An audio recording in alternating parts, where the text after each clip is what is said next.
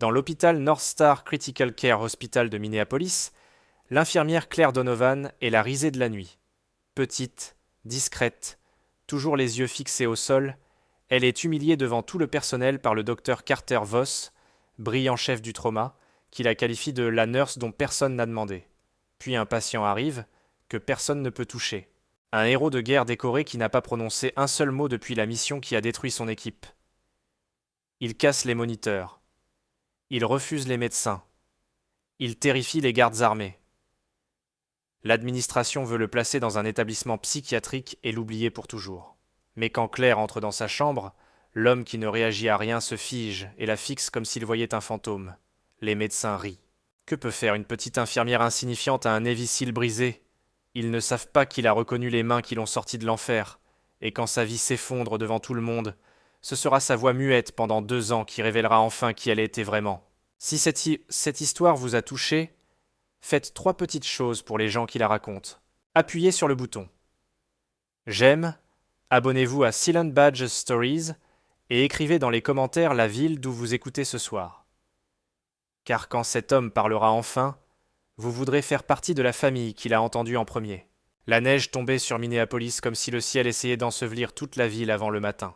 Depuis les fenêtres du 3e étage de l'hôpital North Star Critical Care Hospital, le parking ressemblait à un champ de tombes blanches. Chaque voiture était une butte, chaque lampadaire une bougie qui brûlait au-dessus. Il était 4 heures du matin, au milieu du mois de janvier, la semaine la plus froide de l'année, et l'aile trauma était silencieuse comme les hôpitaux ne le sont jamais vraiment. Les moniteurs bipaient derrière les portes closes, un ventilateur soupirait au bout du couloir, quelque part au rez-de-chaussée, un homme sanglotait doucement au téléphone. Claire Donovan avançait dans ce silence comme si elle s'excusait d'exister. La plupart du personnel ne saurait même pas la décrire si on lui demandait. Petite, peut-être 1,62 m dans ses baskets usées. 32 ans, cheveux blonds sales attachés en un chignon bas simple qui se dénouait toujours à la fin d'une garde. Blouse vert cyan au moins une taille trop grande, manches remontées et retombant, le tissu avalant toute forme sous lui. Ses épaules courbaient, comme si elle marchait éternellement contre le vent. Quand on lui parlait, ses yeux gris-bleu descendaient au sol avant d'aller vers son visage. Les seuls détails que quiconque pouvait se rappeler étaient ceux que personne ne prenait la peine de regarder. Une fine cicatrice blanche traversant son sourcil gauche. Une poussière de petites cicatrices estompées sur ses phalanges, du genre qu'on peut confondre avec des accidents de cuisine. Une ligne pâle sur son avant-bras droit qui disparaissait sous la blouse. Elle gardait les manches baissées. Toujours. Cette nuit-là, elle faisait le tour de la chambre 312, chez un couvreur qui était tombé d'une échelle sur une clôture quand sa tension a commencé à baisser. Pas dramatique, juste un lent, régulier affaissement. Le genre de choses qu'un résident fatigué regarde et blâme sur le sommeil. Claire ne le blâmait pas sur le sommeil.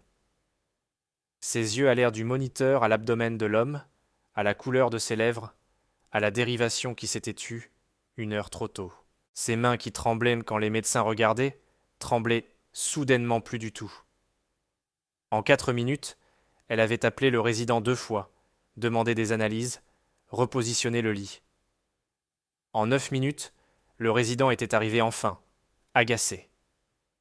Et en 11 minutes, il avait cessé d'être agacé parce que les analyses étaient mieux, était revenu, et que l'homme saignait quelque part où il ne devrait pas. On l'avait emmené en salle d'opération à 4h51 du matin. Il avait survécu. À 7 heures, au changement de garde, l'histoire avait déjà été réécrite. Le département trauma s'était rassemblé dans la salle de conférence au 3e étage. Le jour et la nuit s'étaient entassés ensemble avec du café et des yeux morts. Et au bout de la table se tenait le docteur Carter Voss, chef de la chirurgie trauma, 46 ans, et bâti comme la couverture d'un magazine alumni. Argent aux tempes, une cravate sous sa blouse blanche même à 7 heures du matin. Voss n'entrait pas dans les pièces. Il y arrivait. À côté de lui était assise Marlène Ashford, directrice administrative de l'hôpital, une femme fine avec une tablette et un sourire qui ne touchait jamais ses yeux. Quand Ashford assistait à une réunion clinique, cela signifiait que de l'argent ou la réputation étaient dans la pièce, généralement les deux.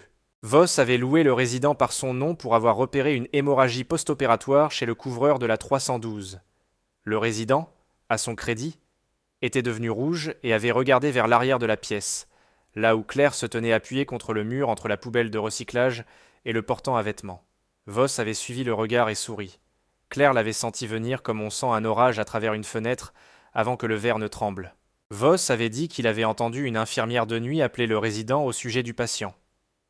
Il l'avait dit généreusement, comme un roi qui lance une pièce. Puis il avait demandé à la pièce, en souriant toujours, si quelqu'un avait remarqué comme les mêmes personnes calmes qui peinaient à donner un rapport le matin semblaient toujours revendiquer le crédit la nuit. Quelques personnes avaient ri, nerveusement. Voss avait regardé directement Claire pour la première fois depuis les 11 mois où elle travaillait là et lui avait demandé en face de 40 personnes de lui rappeler son nom. Donovan, avait dit Claire. Sa voix était sortie plus petite que la pièce. Voss l'avait répété comme s'il goûtait quelque chose sans saveur. Donovan. Puis il s'était tourné vers les résidents et avait délivré la phrase qui la suivrait dans chaque couloir de cet hôpital pendant des semaines. À chaque hôpital à une, avait-il dit. La nurse dont personne n'a demandé. Celle qui traîne, qui appelle, qui s'inquiète à voix haute, et qui se tient au fond de la pièce en espérant que quelqu'un confuse l'anxiété avec du talent. Il avait déclaré que North Star était un centre trauma, pas un groupe de soutien, et que si quelqu'un voulait pratiquer la médecine, l'école de médecine acceptait les candidatures. La pièce avait ri. Pas tout le monde, mais assez. Marlène Ashford n'avait pas ri. Ashford avait regardé Claire comme une comptable, regarde une ligne dans un budget, puis avait fait une petite note sur sa tablette et continué la réunion sur les effectifs, et un rappel qu'un transfert très important pourrait arriver dans les jours, un cas qui attirerait l'attention fédérale, et que tout le monde devait rester discret et impressionnant. Claire se tenait contre le mur avec les yeux sur le sol, les mains pliées devant elle, le pouce appuyant fort sur les vieilles cicatrices sur ses phalanges sous la couverture de l'autre main. Quiconque aurait vu une petite femme essayant de ne pas pleurer. Personne ne regardait assez longtemps pour remarquer que sa respiration ne changeait jamais. 4 temps inspirer. 4 temps retenir. 4 temps expirer. Lent et régulier. Comme un métronome qui avait été réglé il y a longtemps dans un endroit beaucoup plus bruyant et qui n'avait jamais été tourné. La réunion s'était terminée. Les chaises grinçaient. Les gens passèrent devant elles comme l'eau autour d'un poteau, certains encore souriants. Au sous-sol, dans le couloir près de l'ascenseur de service, Gus Kowalski l'attendait avec 2 gobelets de café de la machine. L'un des 2 qu'il affirmait chaque nuit goûter presque comme du café. Gus avait 68 ans, un agent de transport avec une claudication, un tatouage d'époque du Vietnam passé bleu-gris sur son avant-bras, et un dossier personnel plein de plaintes sur son refus de prendre sa retraite. Il l'avait adopté la première semaine à North Star, comme un vieux chien adopte la personne seule à la fête qui ne tente pas de la caresser. Il avait entendu parler de la réunion avant qu'elle n'arrive à l'ascenseur. Tout dans cet hôpital se déplaçait plus vite par les agents de transport et les nettoyeurs que par les pages. Gus lui avait tendu le café et l'avait étudié par-dessus le bord du sien. Puis il avait dit qu'en 1969, il avait connu un éclaireur de tunnel, un gamin si petit et si silencieux que les autres soldats faisèrent de lui porter leur équipement en plaisantant jusqu'au jour où le sol s'ouvrait et que la plaisanterie descendait dans le noir avec une lampe et un pistolet et revenait entraînant 2 blessés que personne d'autre ne pouvait atteindre. Claire lui avait dit doucement qu'elle était juste une infirmière.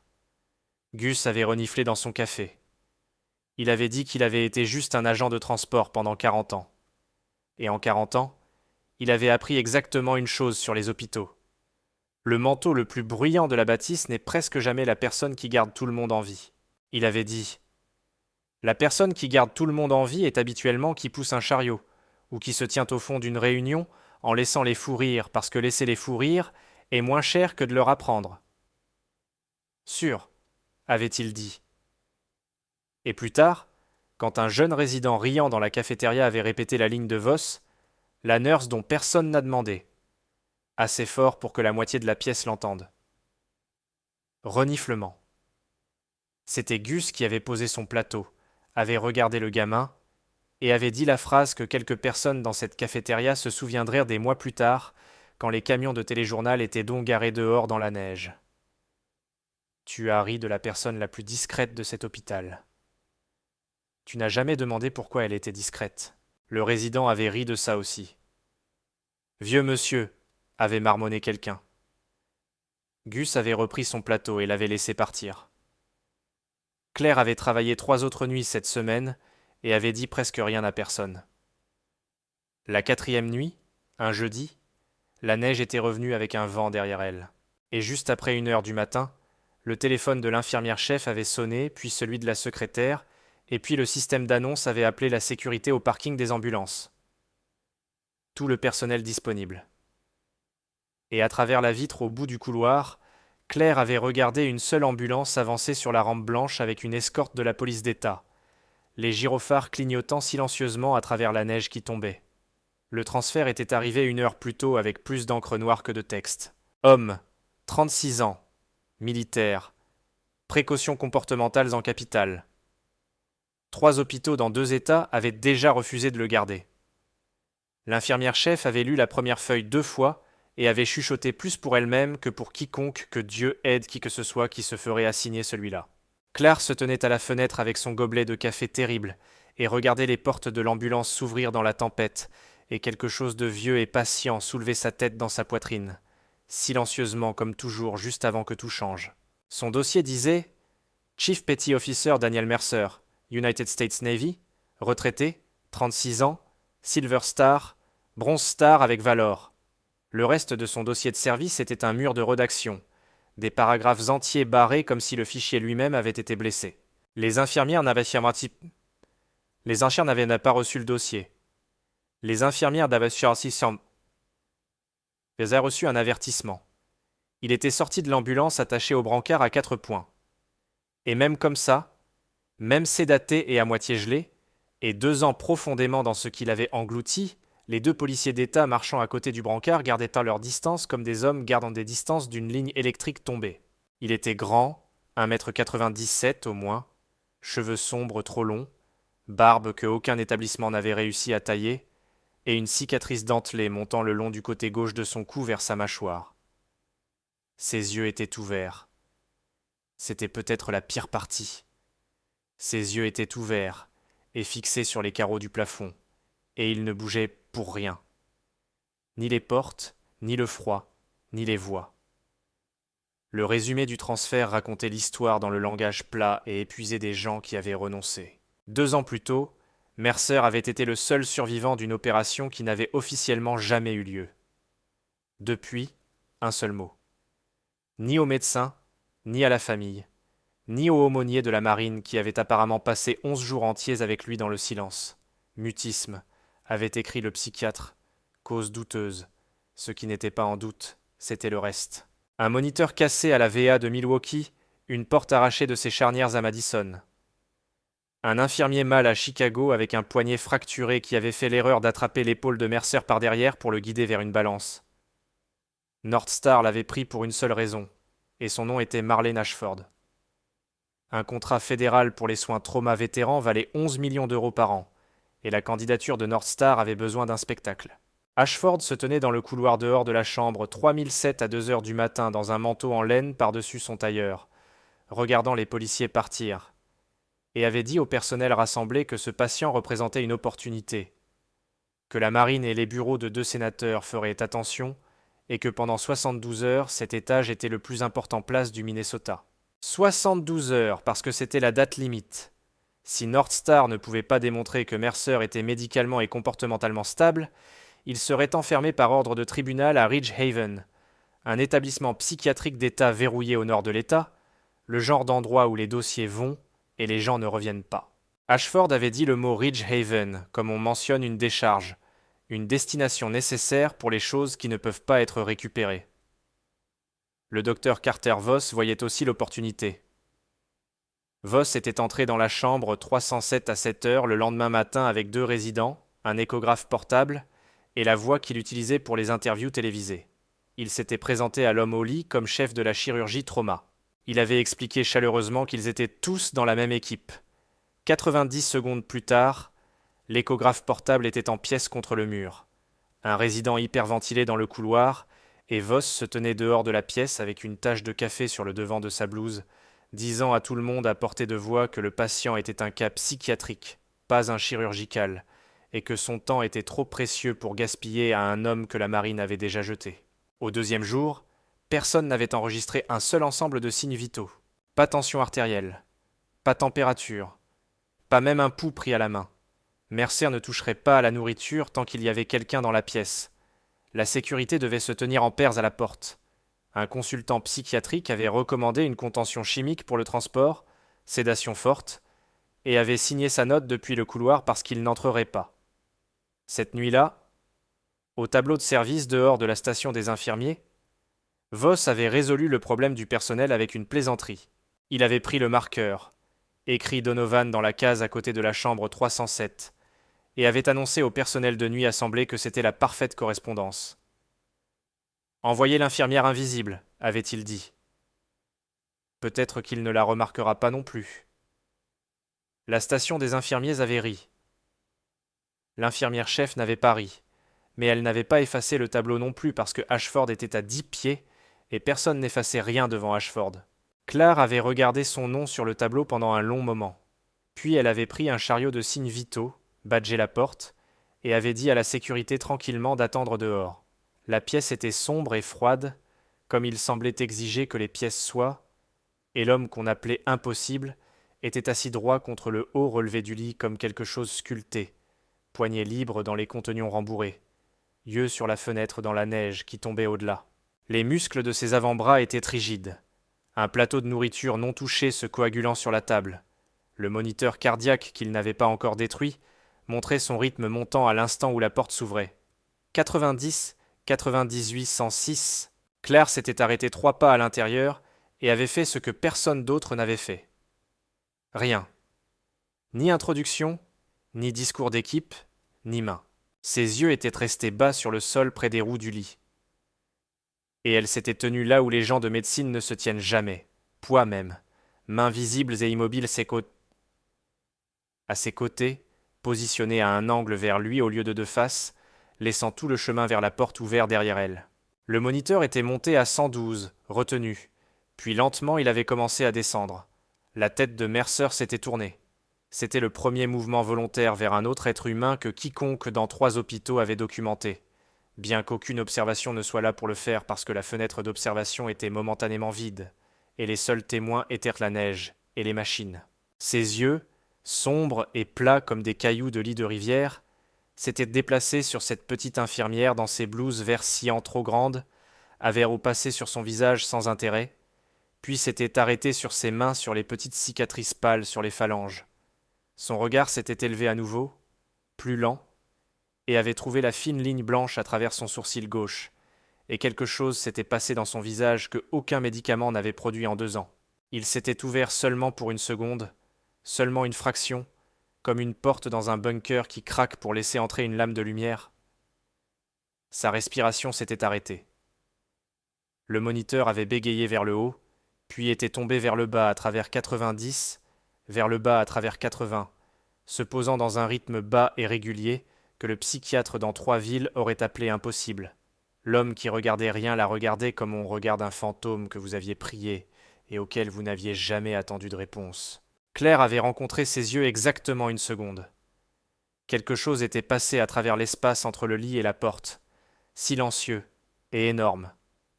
Puis son regard était retourné au sol, et sa voix était sortie douce et plate, une voix d'étrangère. Et elle avait demandé si cela lui ferait plaisir si elle prenait sa tension artérielle. Elle avait dit qu'elle utiliserait son bras gauche.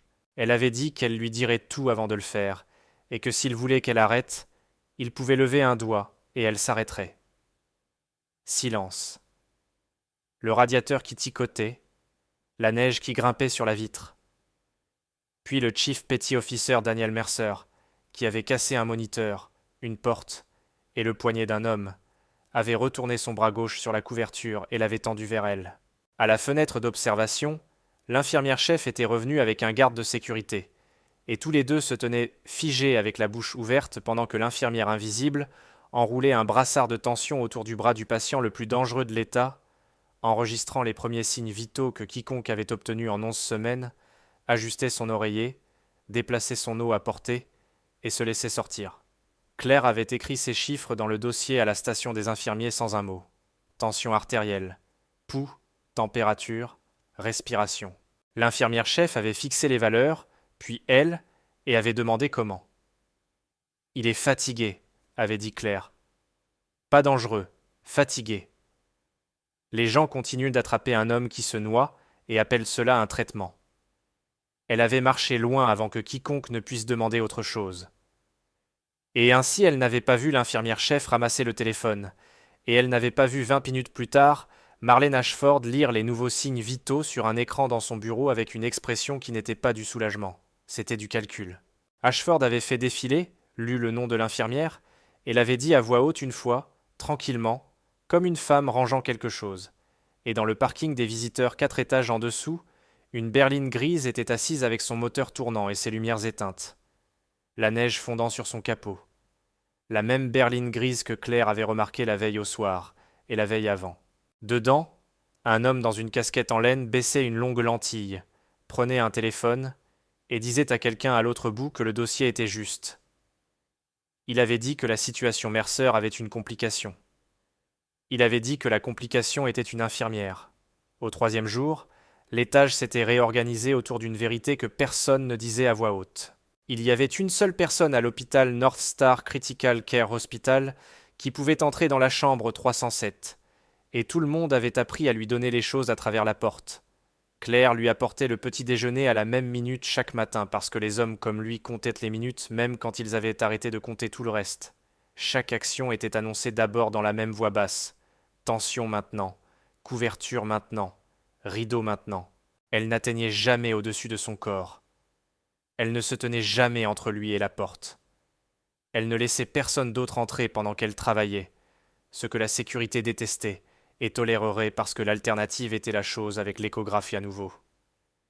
Il ne parlait pas, mais il la regardait maintenant ouvertement, la suivant comme un homme suit le seul point fixe dans une pièce en rotation. Et le 3e matin, quand Gus apportait le chariot du petit déjeuner et s'attardait dans l'embrasure de la porte, racontant une longue, terrible plaisanterie sur un cuisinier de la marine, un marine, et un palier de poulet congelé en 1971, quelque chose s'était déplacé au coin de la bouche de Mercer. Pas un sourire, le souvenir géologique d'un. Gus avait boité loin dans le couloir, annonçant à l'infirmière-chef qu'il était un miracle worker et accepterait son augmentation en cash. L'infirmière-chef lui avait dit que la dernière augmentation à North Star avait été citée autour du temps des poulets congelés. Leur rire s'était pour déplacer le long du couloir, et dans la chambre 307, le moniteur était resté bas et régulier, et Claire s'était autorisée, pour un moment sans garde, à croire que les 72 heures passeraient tranquillement. Son corps le savait mieux avant son esprit. Cela avait commencé avec l'eau. Mercé buvait constamment maintenant, tasse après tasse, et elle avait été une infirmière assez longtemps, et d'autres choses encore plus longtemps, pour sentir l'aiguille froide, petite, de cette soif. Comme ça, et aucune d'entre elles n'était le chagrin. Sa peau sous la barbe était passée du pâle à quelque chose de plus gris. 2 fois elle avait regardé ses yeux perdre le focus quand il se penchait en avant.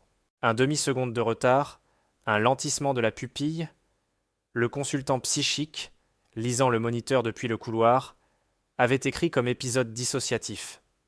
La 4e nuit, prenant son pouls au poignet parce qu'elle faisait confiance à ses doigts plus qu'aucune machine, Claire avait compté un rythme 10 battements plus haut que sa nouvelle base. Au repos dans une pièce froide. Sa tension artérielle avait dérivé vers le bas par incréments si polis que sur n'importe quel autre patient avec n'importe quel autre historique, personne n'aurait cligné. Et quand il s'était déplacé contre les oreillers, son bras droit s'était déplacé chaque fois pour s'allonger sur la partie inférieure droite de son abdomen. Protégeant, le plus ancien mot en trauma. Les enregistrements du transfert de Milwaukee s'étendaient à plus de 900 pages, et Claire les avait toutes lues cette nuit à la station entre les rondes, et avait trouvé ce qu'elle cherchait enfoui dans une note opératoire de 2 ans plus tôt, écrite dans un autre pays par un chirurgien travaillant à partir d'une tente.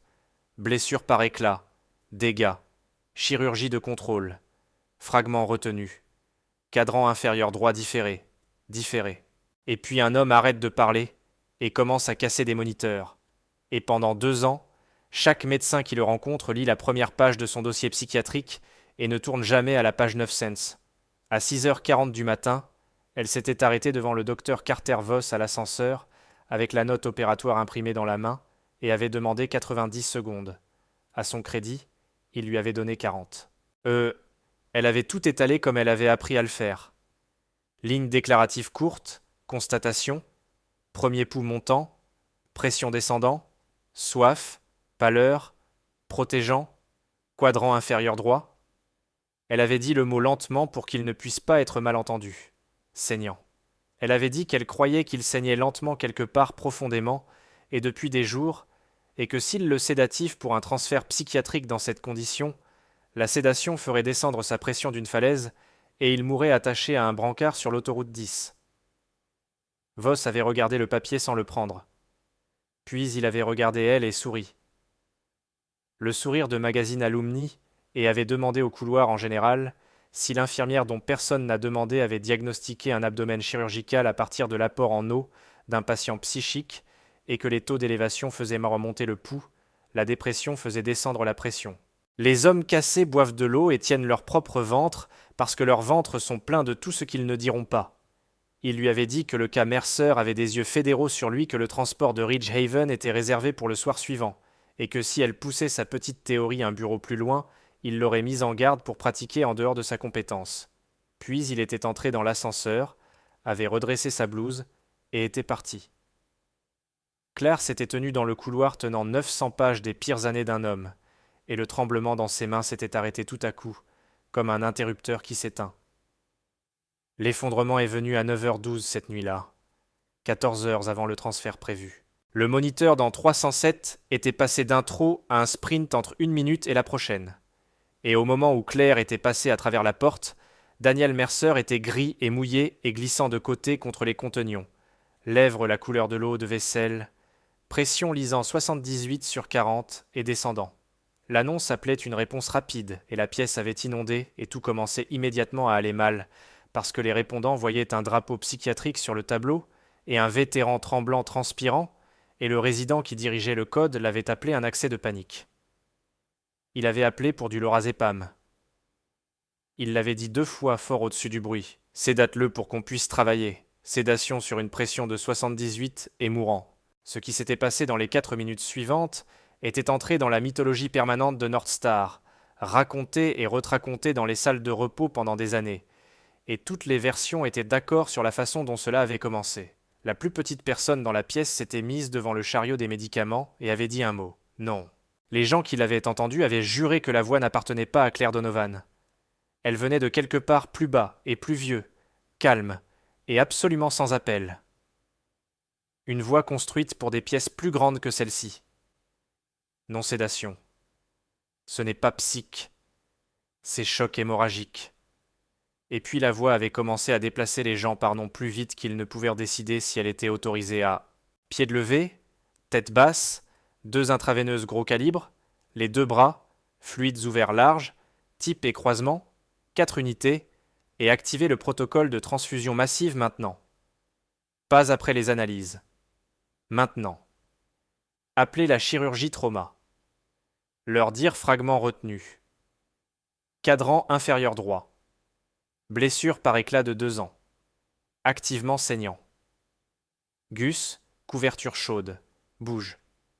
La pièce obéissait. C'était la partie que personne ne pouvait jamais vraiment expliquer après. Des infirmières avec 20 ans d'expérience. Un résident dirigeant la réponse techniquement. Un thérapeute respiratoire 2 fois sa taille. Tous se déplaçant sur son rythme parce que le rythme était indéniable. Quelque part dans ces minutes, ses mains étaient partout, faisant glisser une 14 gauche dans une veine effondrée au premier essai dans le brancard en mouvement, vérifiant le ventre avec 4 doigts et le lisant comme du braille, et elle ne tremblait pas une fois. Et les gens qui avaient ri dans cette salle de conférence se tenaient appuyés sur des sacs de sérum, et regardaient ses mains, et commençant à comprendre dimement qu'ils ne l'avaient jamais vraiment regardée. Les yeux de Mercer trouvèrent les siens pendant que la pression remontait en rampant par les fluides. Il était à moitié conscient, gris, allant sous le consentement chirurgical qu'elle signait comme témoin. Et il la fixait au visage avec une intensité qui faisait taire la pièce, ses lèvres bougeant sans son, formant quelque chose, une syllabe, trop. que personne ne pouvait lire. Repos, avait dit Claire, uniquement pour lui. Jeté. C'est un ordre. Le chirurgien trauma de garde, une femme robuste nommée Okafor, l'avait ouvert à 10h03 et avait trouvé l'abdomen plein de sang. Une petite fuite artérielle dérive ouverte par un fragment migré de 2 ans d'éclat, exactement où la note de l'infirmière disait qu'il le serait.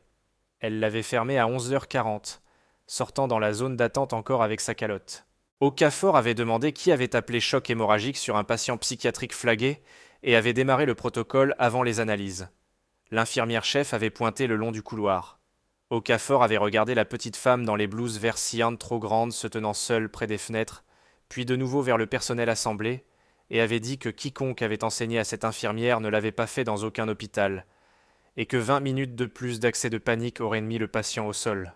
Personne n'avait répondu. Personne ne voulait être celui qui expliquerait que la personne qu'elle décrivait avait été assignée au patient le plus dangereux de l'État comme une plaisanterie. On avait roulé Daniel Mercer passer la station des infirmiers vers l'USI juste après minuit, tubé, drapé, vivant. Le personnel de nuit entière s'était rassemblé le long du couloir, comme le personnel le fait après une sauvetage, et Claire se tenait à l'arrière d'eux, déjà tournant pour s'éloigner quand le brancard s'était arrêté. Le bras droit de Mercer s'était levé hors de la couverture.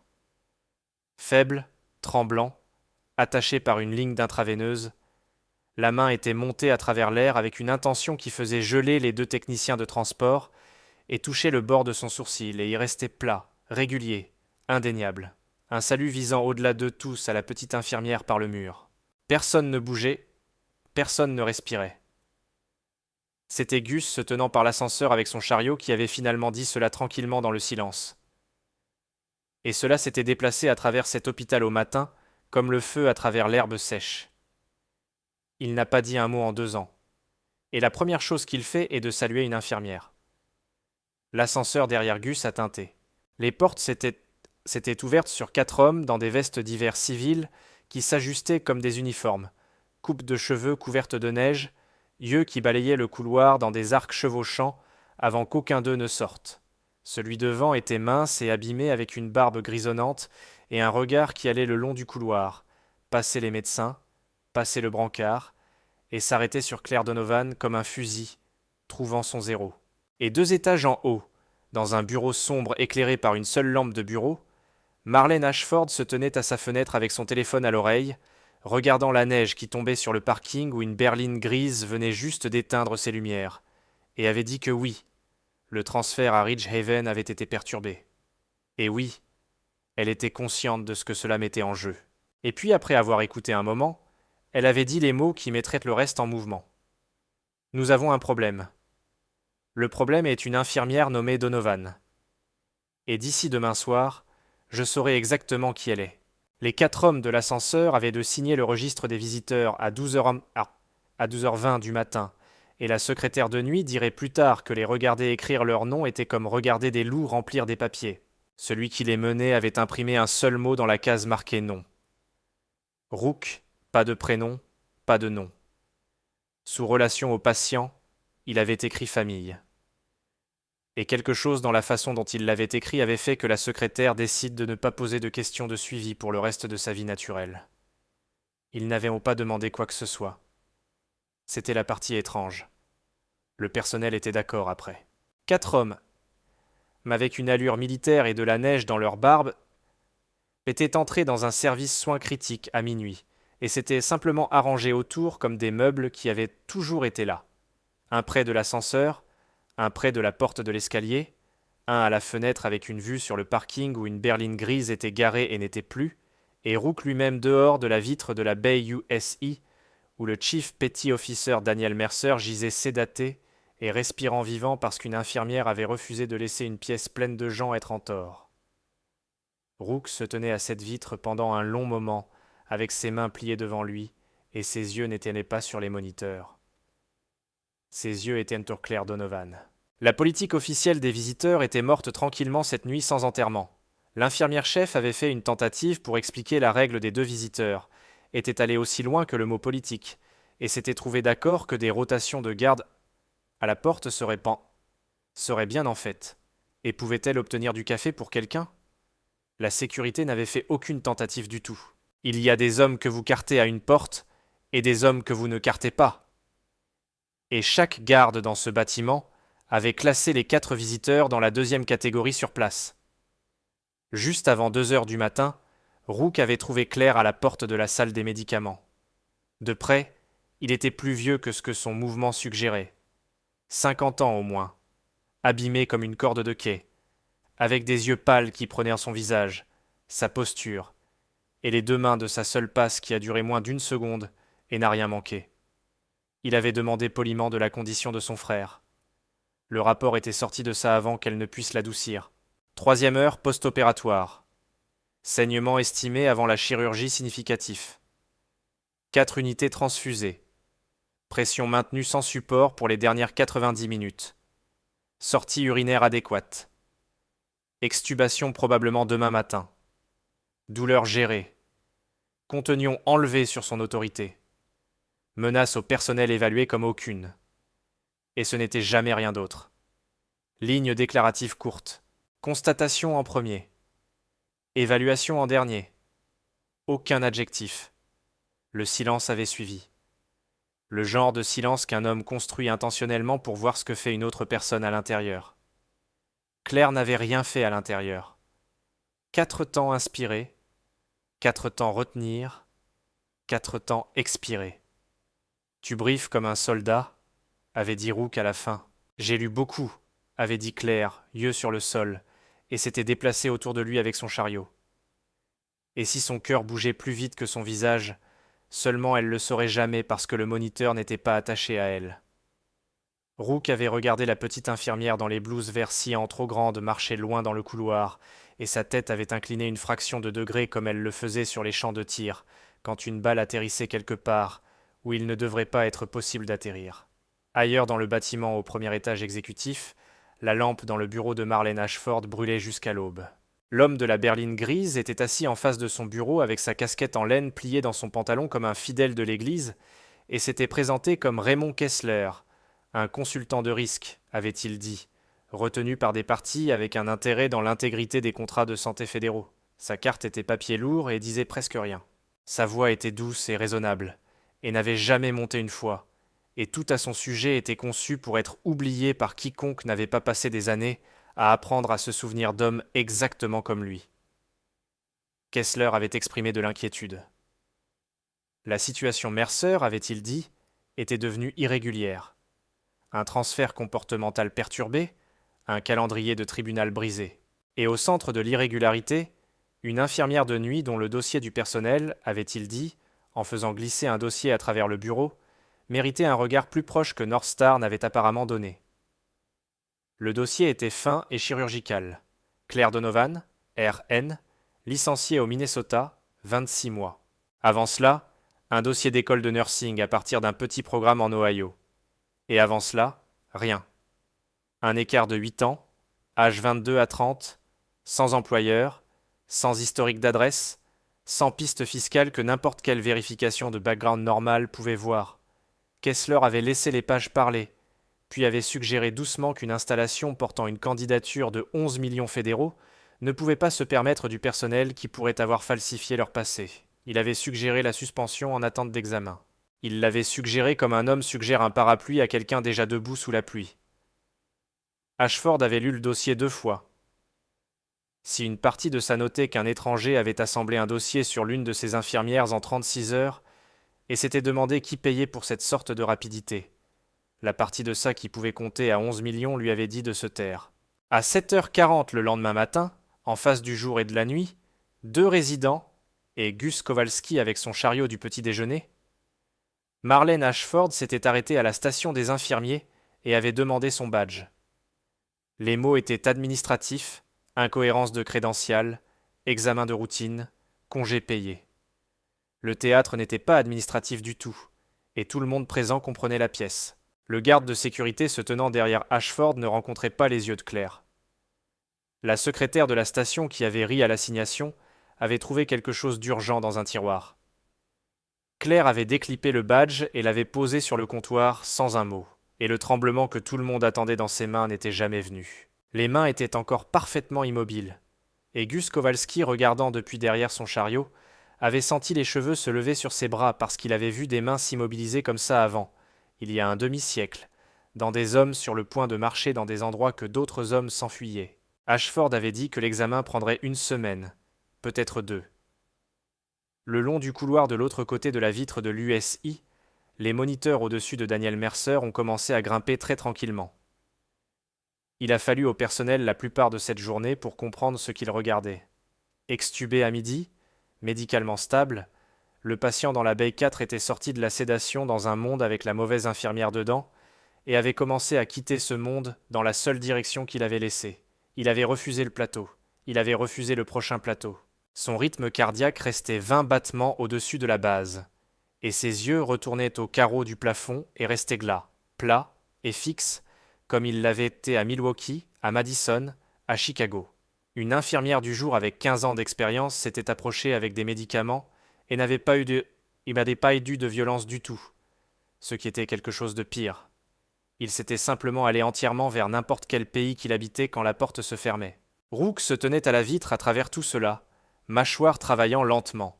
À 15h15 cet après-midi, avant que sa suspension ne soit pleinement traitée à travers un système de paix qui se déplaçait plus lent qu'aucun bureaucrate, Claire était revenue à l'étage en vêtements de rue, une visiteuse maintenant, neige encore fondant dans ses cheveux. La sécurité avait regardé Rook. Rook avait regardé la sécurité. La porte s'était ouverte. Ce qui s'est passé ensuite a duré 4 minutes et est devenu la deuxième histoire que la nuit de service raconterait pendant des années. La visiteuse, dans le manteau mouillé de neige, ne s'était pas dirigée vers la baie maison, les règles suspendent le personnel. Au lieu de cela, Claire s'était tenue à la vitre où Rook s'était tenu dans la ligne de vue de Mercer, et avait levé une main et signé quelque chose lent et délibéré. Lettres ou symboles que personne à la station ne reconnaissait. L'homme au lit avait tourné sa tête. Sa main droite s'était élevée de la couverture traînant ses lignes et avait répondu. 3 formes, lentes, rouillées, comme une langue venant de la profondeur d'un lac. Claire avait signé une fois encore brièvement. Puis elle avait appuyé sa paume plate contre la vitre pour un moment, tourné, et avait marché loin vers l'ascenseur avec les yeux bas, passé tout le personnel de l'unité, aucun de ceux qui ne pouvaient pas parler. Derrière elle, Daniel Mercer avait regardé le plateau à côté de son lit pendant un long moment, et avait pris la cuillère. Rook était dans l'ascenseur avant que les portes ne se ferment, descendant avec elle dans le silence vers le lobby, et seulement là, dans l'espace vide près des fenêtres gelées, il avait parlé. Et sa voix avait changé. La politesse était encore dedans. Quelque chose d'ancien était sous la politesse maintenant. Ce n'était pas du langage des signes hospitaliers, avait dit. Non, avait accepté Claire. Rook avait attendu. La neige tiquait contre la vitre. Quelque part derrière eux, une télévision du lobby murmurait sur la tempête. Où avez-vous servi avait demandé Rook. Pas tant une question qu'une porte tenue ouverte. Ici, avait dit Claire Donovan, tirant sa capuche sur ses cheveux blonds sales, la plupart des nuits du 3e étage, les portes laissent l'hiver entrer et se ferment derrière elles. Et Rook se tenait dans le lobby de l'hôpital North Star Critical Care Hospital, faisant des calculs qu'il n'aimait pas. Parce qu'il y avait une histoire que chaque homme dans sa communauté avait entendue à l'arrière-main, et aucune ne pouvait la vérifier. À propos d'une nuit il y a 2 ans dans une vallée dont le nom était encore classifié, et l'histoire avait une forme, et la forme d'elle était petite et discrète, et sortait des bâtiments exactement comme celui-ci. De l'autre côté de la rue, dans la berline grise avec l'engin tournant, Raymond Kessler regardait elle traverser le parking et lever son téléphone. L'infirmière est dehors, lui avait-il dit à l'homme à l'autre bout. Suspendu ce matin, l'ordre va dans leur système demain, pleinement autorisé, et le transport est réservé pour 21 heures. Il avait écouté un moment, regardant la petite figure disparaître dans la neige, et puis avait dit le reste de cela sans aucun changement de sa voix douce et raisonnable. « Détendez-vous, avait dit Kessler. Il n'atteindra jamais Ridgehaven. L'ordre est arrivé à 9h03 le lendemain matin à travers la ligne fax de l'hôpital lui-même, ce qui aurait dû être le premier avertissement parce qu'aucune partie du gouvernement fédéral n'avait volontairement utilisé une machine fax avec autant de confiance dans une décennie. C'était sur son visage magnifique. En tête de lettre du département de la Défense, un code racine de l'Agence de santé de la Défense. Autorisation pour le transfert immédiat de Mercer, Daniel R. Chief Petty Officer, retraité à un établissement d'évaluation sécurisé à Fort Meade, Maryland pour raison de sécurité opérationnelle en cours, transport à être conduit à 2100 heures par une équipe médicale contractée. Toutes les détentions locales et calendriers de tribunal supérieur signés pour le contre-amiral T.J. Callahan par direction. Marlène Ashford avait lu cela 3 fois et avait senti que tout le problème Mercer s'enlevait de ses épaules et volait vers l'est. Transfert fédéral, autorité fédérale, responsabilité fédérale. Quoi que ce soit arrivé à l'homme après 2100 heures se passerait sur l'entête de quelqu'un d'autre.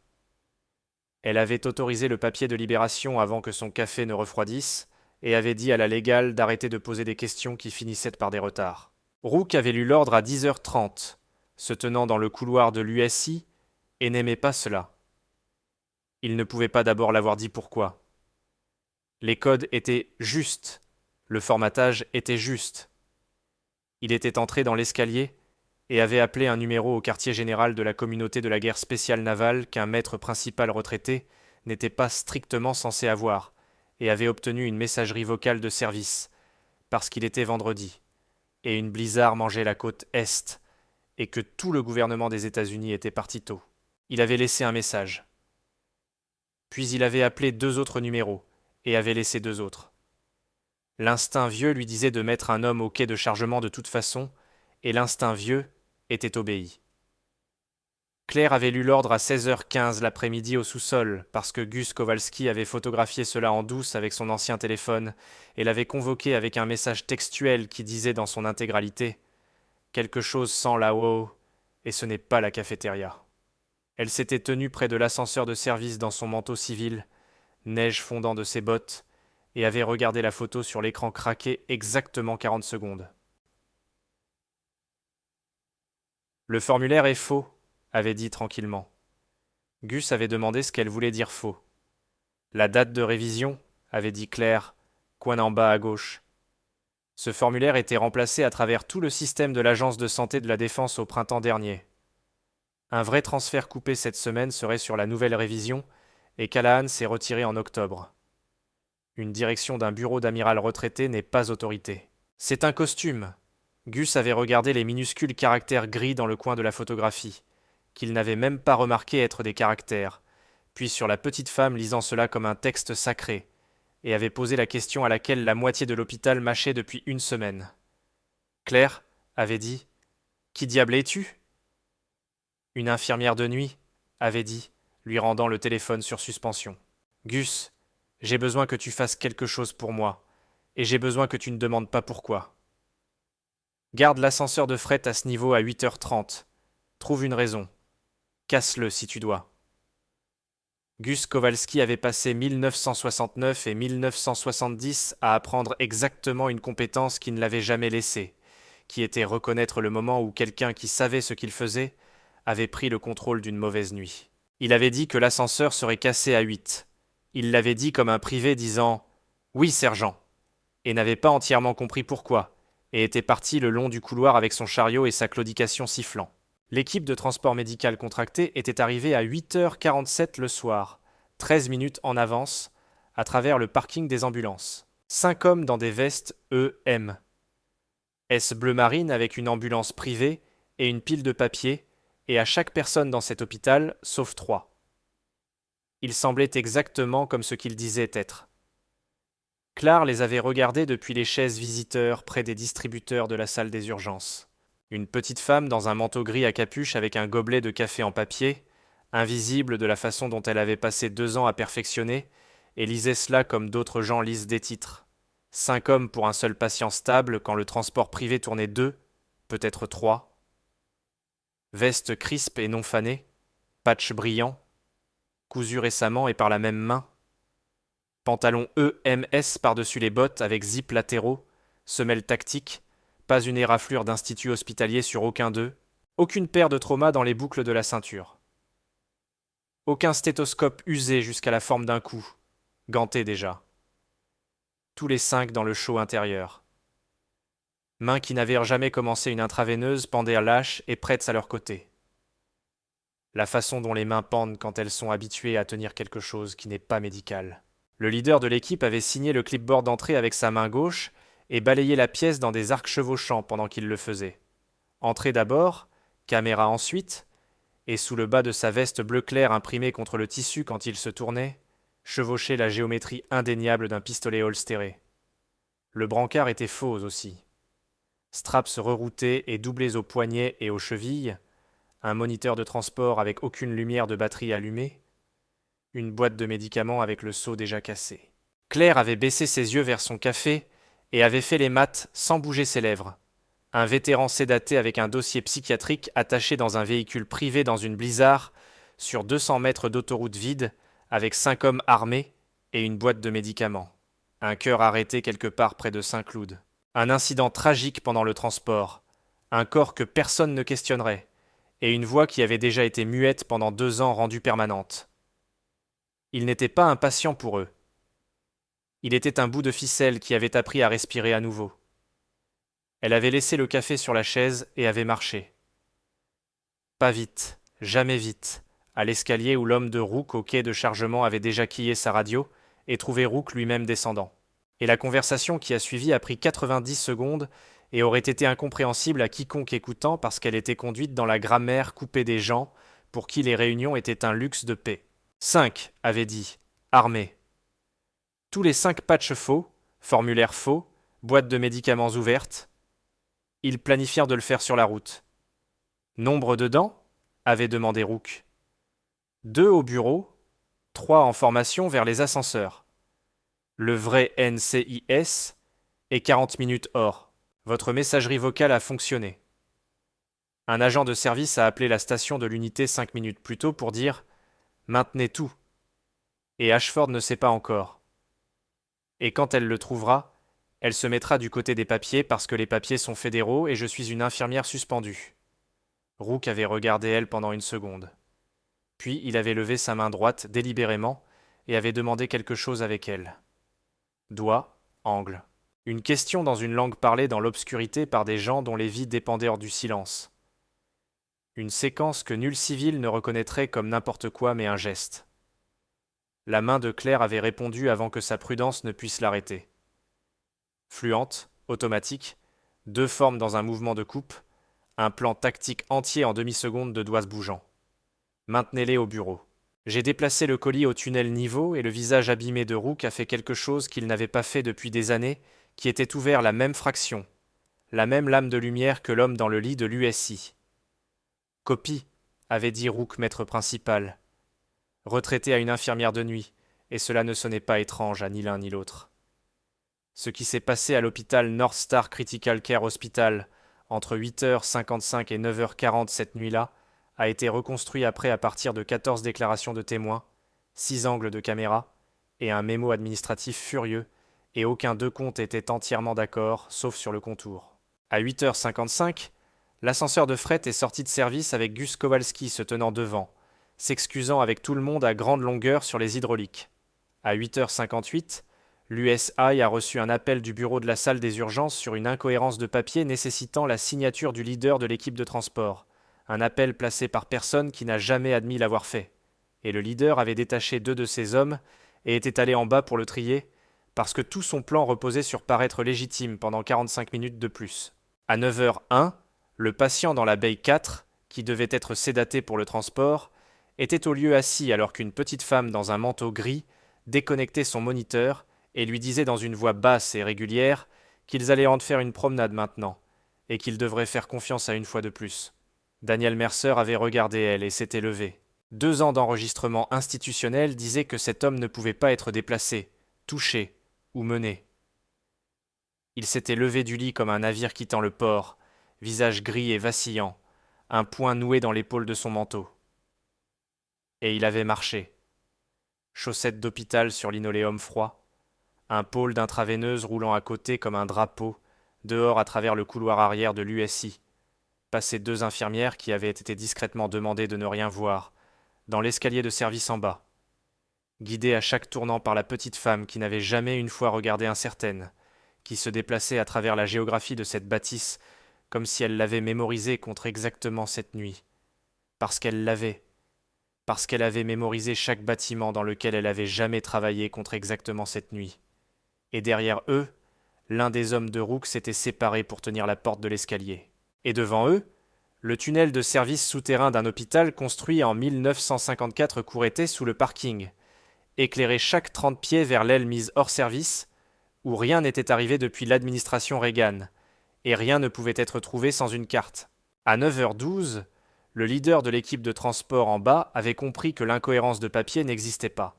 À 9h14, ces deux hommes en haut avaient retrouvé la baie vide et avaient arrêté de prétendre. Et l'un d'eux avait mis son épaule à travers la porte de l'escalier et avait trouvé un homme avec une barbe grisonnante se tenant sur le palier, avec les mains lâches, à ses côtés, complètement relaxé, demandant s'il pouvait les aider à trouver quelque chose. À 9h21, Marlène Ashford était arrivée à l'étage demandant pourquoi un transfert autorisé fédéral avait été saboté, menaçant la police, et avait été invitée par l'infirmière-chef à parler aux vrais policiers, parce que 2 policiers d'État de l'escorte de la route venaient juste de marcher dans derrière elle, suivis à 9h36 par 3 agents authentiques du Naval Criminal Investigative Service, avec des vrais crédentials, et un vrai intérêt dans pourquoi une équipe de 5 hommes armés avec papiers fédéraux contrefaits essayait d'enlever un témoin protégé d'un hôpital civil. Les 5 hommes avaient été pris avec presque aucun drame du tout, ce qui était l'insulte finale à quoi que ce soit qu'ils avaient été payés. 3 se sont rendus presque sans drama à l'ascenseur quand les troopers sont arrivés. Le leader de l'équipe a essayé de marcher calmement dehors à travers le service des urgences, badge lanyard pendant, droit jusqu'à une petite femme dans un manteau gris qui s'est mise dans son chemin près des distributeurs, a regardé vers le haut sur lui à un pied en dessous, et a dit clairement, plaisamment, et à un volume calibré pour atteindre chaque garde dans le département, que le gentleman dans la veste bleue portait une arme cachée sur la propriété hospitalière. Il avait regardé vers le bas sur elle. Quelque chose s'était déplacé derrière ses yeux. L'arithmétique rapide d'un professionnel pesant un otage. Un sprint, un tir. Claire avait tenu son regard et n'avait pas cligné. Et quoi que ce soit qu'il ait vu dans ses yeux gris-bleus avait fait l'arithmétique sortir mal, et il recalculait encore quand 400 livres de sécurité hospitalière sont arrivés de 3 directions. Seulement la berline grise a échappé au filet. Au moment où quiconque a pensé à regarder, l'espace à travers la rue ne tenait rien mais des taches d'échappement et de la neige qui tombait. Mais la panique est chère. Et Raymond Kessler avait passé son allouement de calme ce soir-là parce que le leader de l'équipe, Namambe Tasso Akamambe Tolan, maintenant assis dans des menottes dans la salle des urgences, avait un téléphone, et le téléphone avait un numéro enregistré. Et l'homme à la fin de ce numéro avait un nom qui allait bientôt cesser de le protéger. À 10h50, quand les déclarations ont commencé, l'agent senior du NCIS, une femme large avec un accent de Virginie, avait demandé à l'ensemble du personnel une question de ménage. Elle avait besoin de l'individu qui avait identifié la documentation frauduleuse, détecté l'équipage hostile et initié le mouvement protectif du témoin, parce que cette déclaration individuelle ancrerait tous les autres. Le couloir était allé au silence. Médecins, infirmiers, troopers, administrateurs, tous deux se tournant lentement vers la petite femme se tenant à l'arrière près du mur à côté d'un vieux agent de transport et son chariot dans un manteau encore couvert de poussière de tunnel. Ses yeux descendirent déjà au sol par habitude 2 ans profonde. Et puis, passés tous eux, de la porte de la pièce où il était examiné, est venu un son qui a arrêté la bâtisse. Papier étant déchiré d'un pad.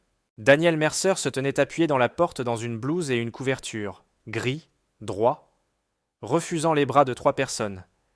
Et dans sa main était une feuille d'un bloc-notes d'infirmière, tendue à pleine portée vers l'agent fédéral, tremblant légèrement, insistant, jusqu'à ce qu'elle traverse le couloir, et le prenne, et lise le seul mot imprimé là en capitale de bloc, pressé si fort que le stylo était passé à travers la page.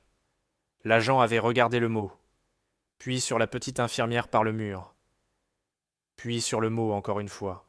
Saint, elle avait lu à voix haute, ne comprenant pas encore. Cela dit, saint. Rook, se tenant par l'ascenseur, était venu lentement à sa pleine hauteur, et chaque personne dans ce couloir avait regardé un maître principal retraité des États-Unis Navy carrer ses épaules vers une infirmière de nuit suspendue de la façon dont les hommes carreraient vers un drapeau. Madame, avait dit l'agent déclarant dans le silence qui sonnait. Je vais avoir besoin de votre nom complet. L'audience était prévue pour lundi à 9 heures du matin, et Marlène Ashford avait passé le week-end à la construire comme une forteresse. Sur papier, l'élément de l'ordre du jour lisait « Personnel review, Donovan C. » Mais d'ici dimanche soir, tout le monde à North Star, du conseil jusqu'au sous-sol, savait ce que c'était parce que Ashford en avait besoin pour être ce qu'il était. Trop de choses étaient allées mal dans sa bâtisse avec l'argent fédéral regardant. Le transfert contrefait avait été autorisé sur sa signature. Le consultant qui lui avait donné le dossier s'était évaporé avec sa carte d'affaires lourde en papier, et l'appel qu'elle avait fait au numéro sur celle-ci sonnait dans le statique.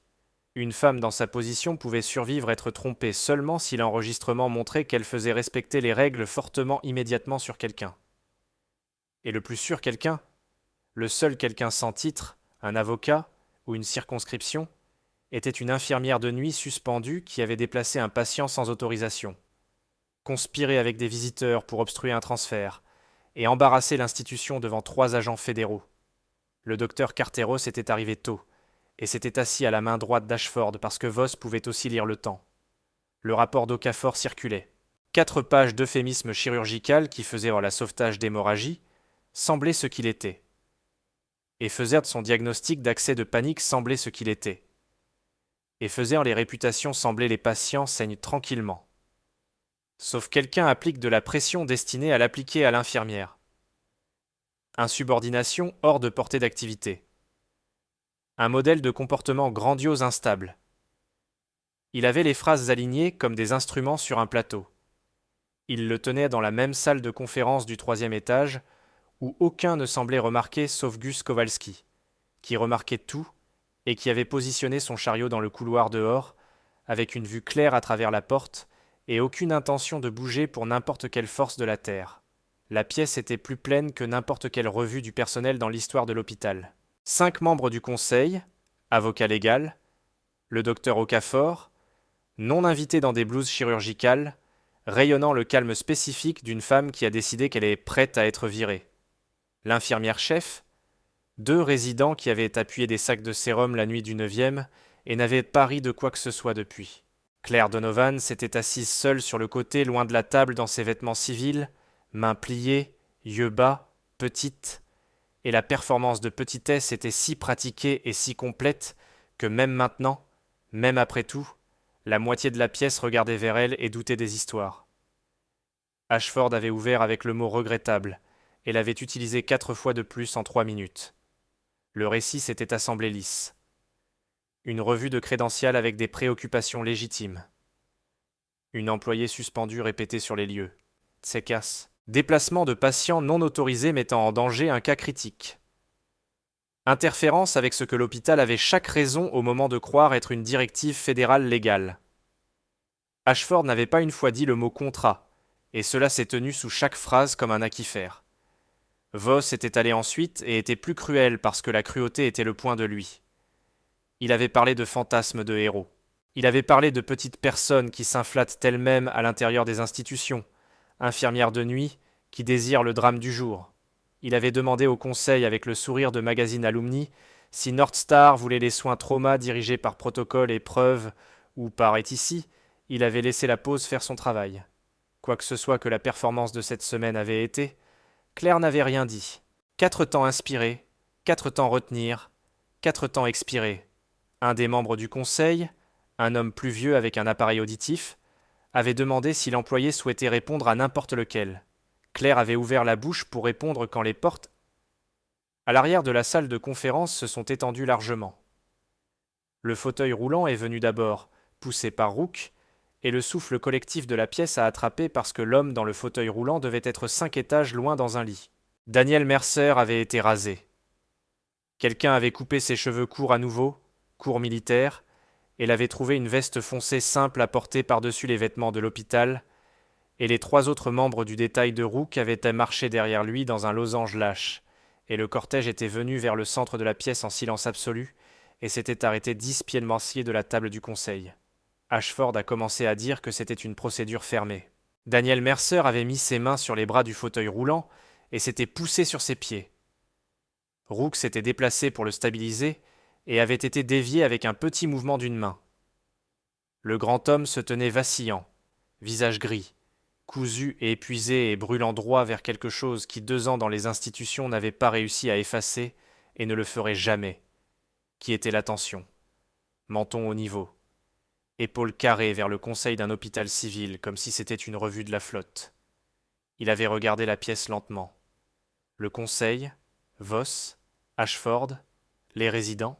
Puis ses yeux ont trouvé la petite femme à la table, et le Chief Petty Officer Daniel Mercer, silencieux pendant 740 jours, avait ouvert sa bouche et parlé « Saint ». La voix était une ruine, craquée et rouillée, et à peine une voix du tout, une syllabe tirée de la profondeur d'un lac de 2 ans, et elle a atterri sur la pièce comme un ordnance. Un stylo d'un membre du conseil s'est arrêté d'écrire. Le docteur Okafor a mis sa main sur sa bouche.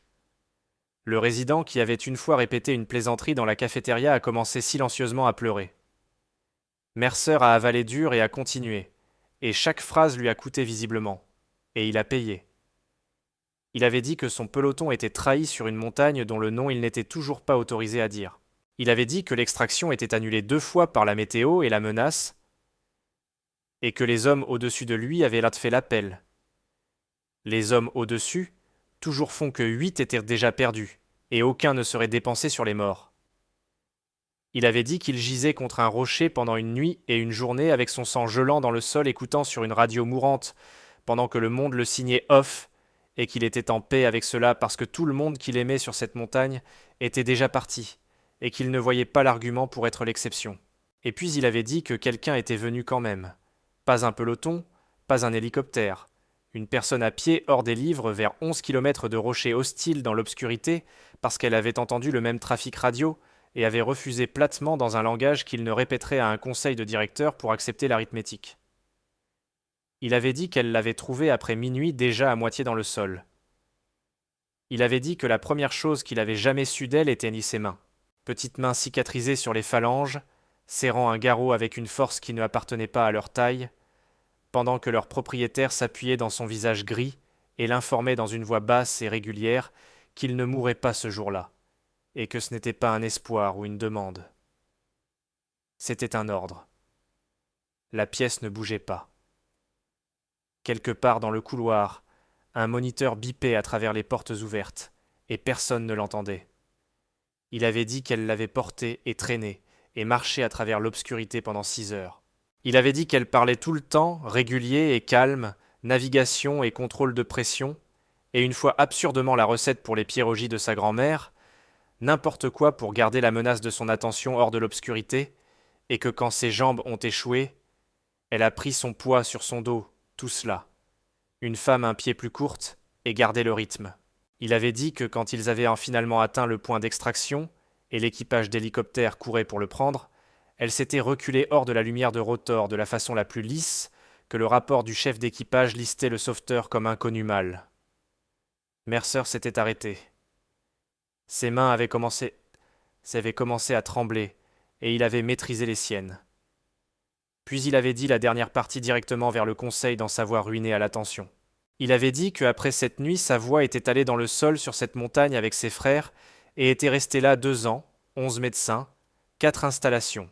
Il avait dit que tous 2 avaient voulu quelque chose de lui, récupération, clôture, témoignage, calme, et que la première personne en 700 jours qui avait voulu rien du tout, qui avait annoncé chaque action et laissé le chemin vers la porte ouvert et demandé permission pour prendre sa pression artérielle, la première personne dont les mains il faisait confiance avant qu'il ne voie jamais son visage, s'est avéré être les mêmes mains qui avaient serré ce garrot dans l'obscurité. Il avait reconnu les siennes avant de reconnaître elle. Il avait dit que cet hôpital l'avait assigné à lui comme une plaisanterie. Et ce matin, il avait dit « On me dit que cette pièce a l'intention de la virer pour m'avoir gardé en vie 2 fois. » Le silence qui a suivi avait du poids et de la température. C'était l'agent senior du NCIS, la femme large avec l'accent de Virginie qui l'a brisé, se levant d'une chaise sur le côté de la pièce où personne n'avait pensé à questionner sa présence. Pour le dossier, avait dit, en ouvrant un dossier puisque le dossier était ce que tout le monde prétendait se soucier, et lisant de lui dans une monotone de tribunal. Donovan Claire Elizabeth, lieutenant-commandant, corps des infirmières, États-Unis Navy, séparé à sa propre demande. 8 ans attachés aux opérations spéciales, soutien chirurgical et de réanimation, 3 déploiements, détails classifiés, call sign. Et ici l'agent avait regardé brièvement vers le haut, assigné par les équipes elles-mêmes, pas par n'importe quel commandement. Saint recommandé pour la Navy Cross suivant une récupération non autorisée de personnel isolé. Recommandation retirée, avait dit l'agent, tournant la page à la demande écrite du nominé qui a déclaré, et je cite son dossier, qu'une médaille pour la pire nuit de 8 familles vies est une chose qu'elle a refusé de porter. L'agent avait fermé le dossier.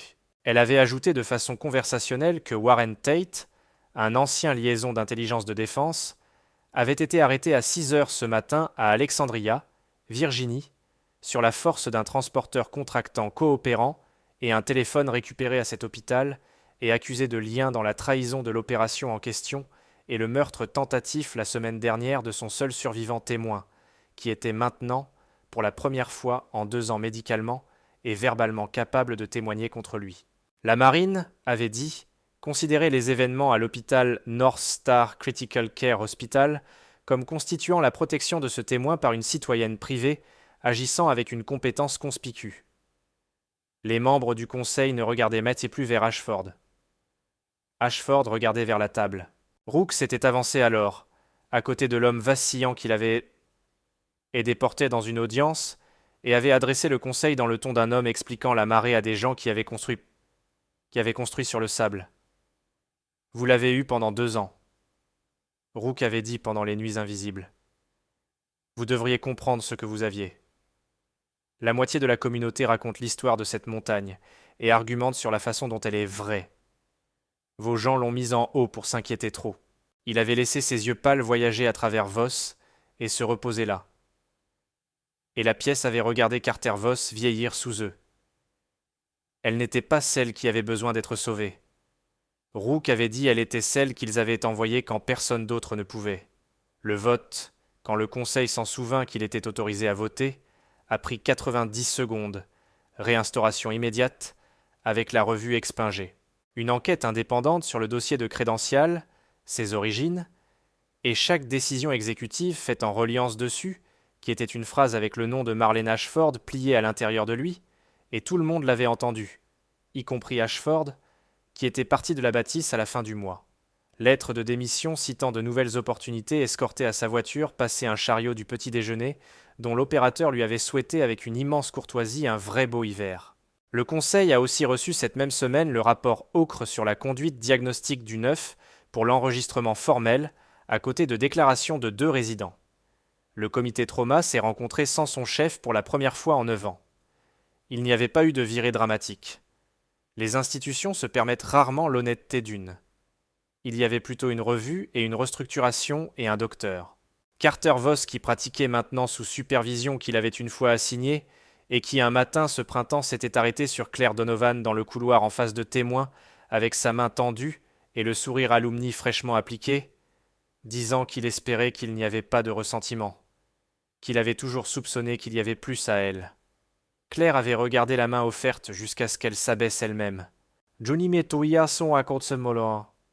Vous ne m'avez jamais regardé, avait dit sans chaleur, de la façon dont vous évaluez une valeur de lab. Vous l'avez seulement regardé vers le bas. Puis elle s'était déplacée autour de lui et était allée au travail. Et le couloir était revenu à faire semblant qu'il n'avait rien vu. Et il ne riait pas de lui tout à fait de la même façon qu'il riait une fois d'elle, ce qui était enfin la conséquence qui est arrivée à lui. Un homme comme Voss peut survivre à la discipline. Ce qu'il ne pouvait pas survivre était le temps changé de la bâtisse. Les résidents qui maintenant discrètement vérifiaient un bas ses appels contre le protocole qu'elle avait prouvé. La façon dont une pièce ne se taisait plus pour lui quand il arrivait dans elle. La presse est venue, bien sûr, une équipe fédérale contrefaite arrêtée dans un hôpital, un héros de guerre silencieux parlant, un fantôme décoré sur la nuit de service.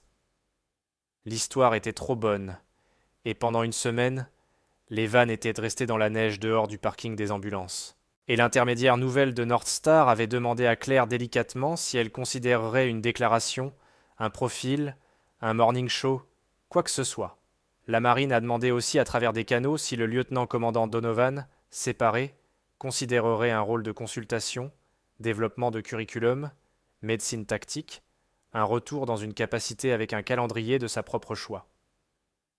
Elle a décliné tout cela poliment et complètement en moins de mots que les demandes avaient utilisés.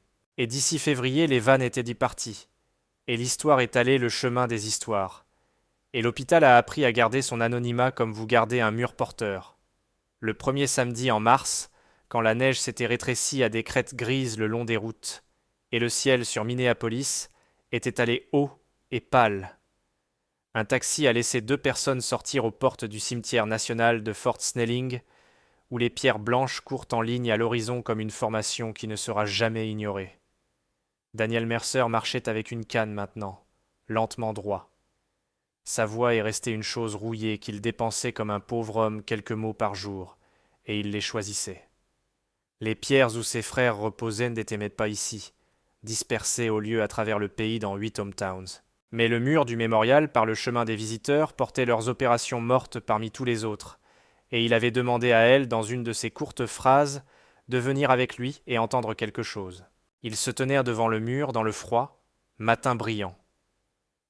Le grand homme et la petite femme, et un par un, dans sa voix brisée, Daniel Mercer avait dit les noms à voix haute.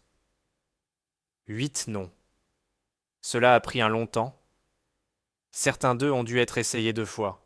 Claire s'était tenue à côté de lui avec les yeux ouverts et avait laissé chaque nom passer à travers elle comme le temps, et n'avait pas fait la performance de son chagrin, et ne l'avait pas caché. Et quelque part au milieu de la liste, ses mains cicatrisées ont cessé d'être pliées, et étaient pendues simplement à ses côtés. Au repos, enfin. Après le 8e nom, Mercer avait atteint dans sa poche de veste et avait pris une bande de nylon ancien et métal usé, nettoyé mais indéniable, sombre dans ses plis avec ce que 2 ans de soins ne pouvaient pas enlever, et l'avait tendu vers elle. Le garrot, son garrot de cette nuit, gardé à travers four installation et 700 jours silencieux, la façon dont d'autres hommes gardent des lettres. Ils ne vous ont jamais blâmé, avait dit. Sa plus longue phrase de la journée. Il l'avait économisée pour elle. Aucun d'eux. Pas une minute. Vous étiez la seule qui faisait les maths avec votre propre vie dedans. Claire avait pris le garrot de lui et l'avait tourné sur elle dans ses mains petites, cicatrisées, stables, lisant sa bande usée comme elle avait une fois lu une date de révision d'un formulaire, la façon dont elle lisait des moniteurs et des hommes. Puis elle s'était déplacée vers l'avant et avait posé cela sur le rebord sous les 8 noms, plats et carrés, de la façon dont vous habillez une ligne, et s'était reculée à côté de lui, et les 2 s'étaient tenus là un moment plus longtemps dans le matin pâle, un homme réapprenant sa voix, et une femme enfin autorisée à mettre quelque chose bas. Le lundi soir, elle a badgé à 6h52, pris le rapport, et a commencé ses rondes. L'étage avait changé dans des façons qu'un visiteur ne verrait jamais. Les signes vitaux, elle les flaguait, étaient répondus en minutes maintenant, pas en heures. Les résidents dérivaient vers la station des infirmiers pendant les nuits calmes pour poser des questions qu'ils ne faisaient plus semblant d'être casuales. Gus avait une nouvelle plaisanterie sur les poulets congelés qui était d'une façon bizarre, pire que l'ancienne. Dans la chambre 312, un nouveau patient, un agriculteur descendu de Baiji avec un épaule écrasée, regardait la petite infirmière dans ses blouses vacillant trop grandes, vérifiait ses lignes avec une gentillesse impossible, et lui avait demandé de façon conversationnelle depuis combien de temps elle faisait cela.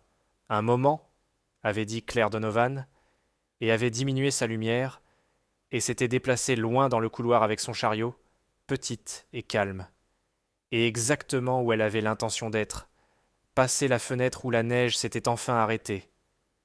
Et si ses épaules ne courbaient plus, et si ses yeux ne descendirent plus au sol, la nuit de service avait appris mieux que de le dire à voix haute, parce que tout l'hôpital le comprenait maintenant. La chose que Gus Kowalski avait essayé de dire à une cafétéria riante un mois trop tôt. Elle n'avait jamais caché la faiblesse. Reniflement. Tout au long dans le coin le plus calme de la bâtisse, dans des blouses une taille trop grande. Elle avait caché le commandement. La faim. Si cette histoire est restée avec vous, aidez-la à trouver les gens qui en ont besoin. Appuyez sur le bouton j'aime.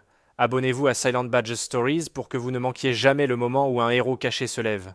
Et dites-nous dans les commentaires quelle scène vous voudriez voir de vos propres yeux, parce que vos mots décident quelle histoire nous racontons ensuite. Dans ce récit émouvant, on découvre que la vraie force ne se mesure jamais à la taille, à la puissance ou à la capacité à se faire remarquer. Une petite infirmière discrète, un pied plus petite qu'une ombre, au milieu d'une tempête de neige et de secrets militaires, révèle son vrai visage grâce à une simple reconnaissance. Celle des mains qui, dans l'obscurité d'une montagne hostile, ont sauvé un héros muet.